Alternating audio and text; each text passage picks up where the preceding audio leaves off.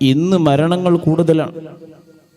ചെറുപ്രായത്തിൽ തന്നെ ചെറുമക്കൾ, വളരെ ചെറിയ പ്രായം ചെന്ന ആളുകൾ തന്നെ ഒരു രോഗവുമില്ലാതെ മരിച്ചുകൊണ്ടിരിക്കുന്നു. മരണത്തിന് പ്രായമില്ല. പണ്ടൊരാളോട് ഞാൻ പറഞ്ഞപ്പോൾ അയാൾ എന്നോട് മറുപടി പറഞ്ഞത്, ഉസ്താദ് അതിനിപ്പോൾ തന്നെ എന്തിനാ നന്നാവണത്? ഒരു 60 വയസ്സൊക്കെ ആകുമ്പോൾ നന്നായ പോരെ? ഇപ്പോൾ ഒരു 18 വയസ്സൊക്കെ അല്ലേ ആയിട്ടുള്ളൂ. 60 വയസ്സൊക്കെ ആവണതിൻ്റെ തൊട്ട് മുമ്പ് നന്നായ പോരെ എന്ന് ആ ചെറുപ്പക്കാരൻ മനസ്സിലാക്കി. ഞാൻ മനസ്സിലാക്കിയത്, അവനോട് അസ്രാഈൽ അലൈഹിസ്സലാം വന്നിട്ട്, നീ 60 വയസ്സിലാണ്, ഫെബ്രുവരി 5-ാം തീയതി ഇന്ന ദിവസം ഇന്ന സമയത്ത് മരിക്കുമെന്ന് നേരത്തെ അഡ്വാൻസായി പറഞ്ഞിട്ടുണ്ടെന്നോ. അങ്ങനെ പറഞ്ഞ ഒരാൾക്കല്ലേ ഞാൻ 60 വയസ്സിൽ മരിക്കുമെന്ന് പറയാൻ പറ്റുള്ളൂ. വമാ തദ്രീ നഫ്സുൻ ബിഅയ്യി അർദിൻ തമൂത്ത്, എവിടെയാണ് മരിക്കുക എന്ന് ഒരു നഫ്സിനും അറിയില്ല.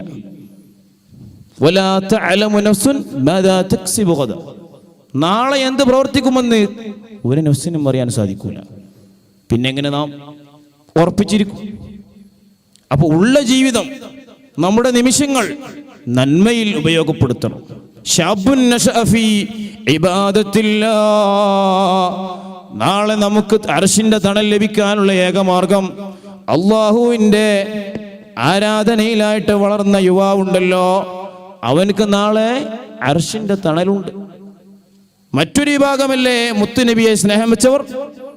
അപ്പൊ ഒരു നിലക്കും നമ്മൾ പരാജിതരാവൂല.